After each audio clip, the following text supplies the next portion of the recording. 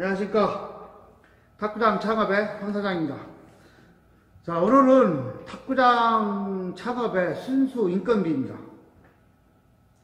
탁구장 창업은 선수 출신 레슨 선생님보다 탁구를 잘 하시고 탁구에 관심이 있는 일반 자영업을 원하시는 분이 탁구장을 운영을 하면 저는 좋다고 더 생각을 합니다. 선수 출신 레슨 선생님들이 탁구장을 운영하기에는 레슨만 전문적으로 하시다가 탁구장을 갑자기 운영을 하게 되면은 아무래도 레슨은 기술적인 거지만 이 탁구장 운영은 관리적인 측면이다 보니 그게 약간 상충이 되면서 아무래도 레슨 전문적으로 하시는 선생님들이 탁구장을 차리면 좀 더 유리하겠죠. 기술적인 면이 더 낫기 때문에. 그런데 탁구장을 운영하는 데에서는 경험이 너무 없다 보니까 또 거기에서 또 굉장히 힘들어 하십니다. 또 그것도 오래 하시면은 다 적응해서 관리를 잘 하시는데, 그래서 저는 선수 출신 선생님들은 나중에는 탁구장을 차리는 게 당연하지만 지금은 방송상 퇴직 후에 직장이 마땅치가 않아 가지고 자영업을 생각하신다 하면은 다른 업보다는 탁구장을 창업을 적극 추천하는 것입니다. 그리고 다른 업보다는 자영업으로서는 탁구장이 여러 가지 면에서 이점이 많습니다. 이 탁구장은 회원 수와 비례해서 레슨 인원이, 회원이 어느 정도 비율이 있어야 운영의 묘를 살릴 수가 있습니다. 예를 들어서 탁구장 시설에 대해서 회원이 많고 레슨 회원이 좀 부족하다 하면은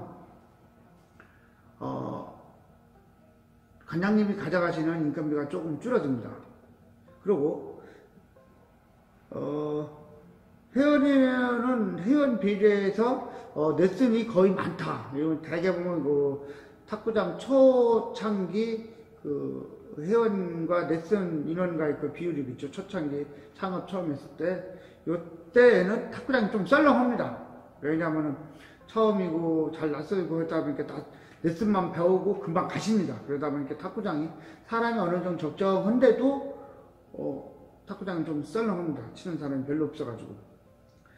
그것도 조화가 이렇게 맞아야 탁구장을 운영하는데 좀 재미도 있고 그러는 겁니다. 퇴직 후에 자영업으로서 탁구장을 하라는 그 이유는 다 다른 업종보다는 장기간 운영을 할 수 있으면서도 운영한다는 얘기는 수익이 계속 발생된다는 거죠. 크게 홍보도 않고 크게 문제가 있지 않는 이상은 장기간 탁구장은 운영할 수가 있습니다. 앞으로 노령화 시대에서는 운동이 필수이기 때문에 실내 운동으로서는 탁구 많은 게 없습니다.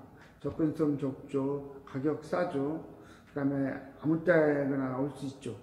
그래서 탁구장을 창업을 하라는 제 적극적인 권유인 것입니다.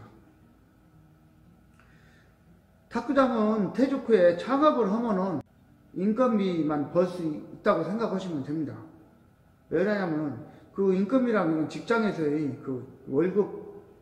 월급인 것입니다.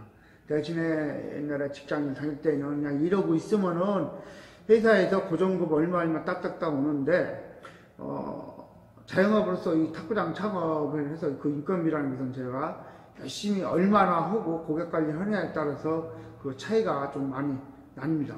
본인이 탁구장을 운영해서 하는데 열심히 안 할 사람이 있습니까? 그게 다 자기 인건비로 다 자기 수익인데. 예를 들어서 탁구장에서 회원들을 탁구장 창업했을 때 기존 탁구장 회원들의 회비는 보통 임대료고 잡비, 관리비 이런 거로 다 충당이 됩니다. 그래서 탁구장 운영하시는 관장님은 레슨을 하면서 이 레슨이 순수 제 인건비인 겁니다. 직장에서 따지면 이게 월급인 것입니다. 그렇게 하면은 이 탁구장이 그 손익 계산하는데 크게 어려움이 없습니다. 탁구장은 창업을 하면은 예를 들어서 장기간 운영할 수 있다고 그랬잖아요. 그러면은 50 정도가 돼가지고 뭐 직장을 중간에 취직하신 분들이 탁구장을 차리면은 장기간 한다고 하면 늦게까지라도 나이 60, 70까지라도 그 탁구장을 운영할 수 있는 그런 노하우가 생기기 때문에 다른 업은, 다른 업종이 5년을 넘기긴 힘들 겁니다. 왜? 뭐 자영업에 대한 그 트렌드가 계속 바뀌기 때문에. 그런데 이 운동을 하는 것은 바뀌지는 않습니다. 뭐 축구, 야구 뭐 하듯이 뭐 테니스 또 예를 들어서 헬스 이런 거는 옛날부터 하던 겁니다.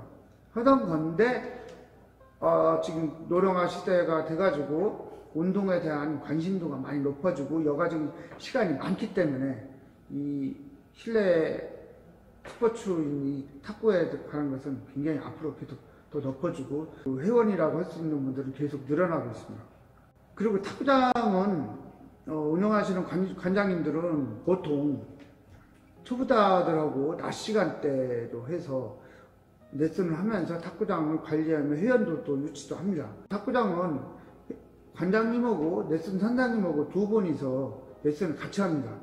뭐 한 분이 다 하기에는 너무 힘들기 때문에 그래서 보통 월수는 관장님이 하신다 저녁에, 화목은 또 레슨 전문만 하시는 코치 선생님이 하시고 이렇게 해가지고 균형을 교대를 해가면서 레슨을 하는 겁니다. 시에 큰 돈은 벌지는 못해도 장기적으로 평균적인 수익이 계속 발생을 합니다. 운영의 묘미를 살리는 것에 따라서. 그래서 탁구장을 창업을 준비를 하시고 뭐 탁구장을 창업을 해서 목표를 해서 기술을 배우고 예를 들어서 탁구도 배우고 레슨 교육도 받으시면서 하다 보면은 중간에 탁구장 매물이 좀 기존에 운영하던 게 탁구장 매물이 나오는 경우도 있습니다. 그랬을 경우에는 이 손익 분석을 어떻게 하냐, 아까 얘기했듯이 회비로 관리비하고 잡비를 충당을 할 수 있느냐. 회비를 그것만 충당이 된다 그러면은 수익은 레슨으로 할 수 있기 때문에 그러면은 탁구장 운영을 창업을 하는데 이 매물을 인수를 할 것인가 마실 것인가는 이 손익 계산은 이렇게 계산하면 되겠습니다. 그리고 또 탁구장 창업에 그 기회가 왔을 때는 빨리 손익 계산을 이런 식으로 계산해서 결정을 해야 됩니다. 그럼 기존의 매물은 탁구장을 전문적으로 레슨하시는 선생님들은 쉽게 결정할 수가 있는데 탁구에 대해서 문외하시고 이제 배우시는 분들은 그거를 결정하기가 좀 어려울 것입니다. 이분들은 동네에서 탁구장을 아예 창업을 해서 배우면서 운영해가면서 하는 거를 저는 적극 권하고 싶습니다. 왜? 기존에 있는 탁구장들은 기존에 그 탁구장에 오래 다니던 회원들이 많고 고수부들이 많기 때문에 아무래도 이분들을 관리하기가 탁구장 처음 접하시고 운영하시는 분들은 어려울 것입니다. 그래서 그거는 기존의 회원들이나 아니면은 탁구를 많이 치셨고 또 탁구를 레슨을 했던 선생님들이 인수를 해서 운영하면은 그게 되는 거고, 일반 자영업으로서 창업을 하는 이 자영업자들은 별도로 신규 오픈을 해가지고 운영하시면은 더 좋을 것이라고 생각을 합니다. 오늘은 탁구장 창업의 수익인 인건비에 대해서 말을 하고 오늘은 여기까지 하겠습니다.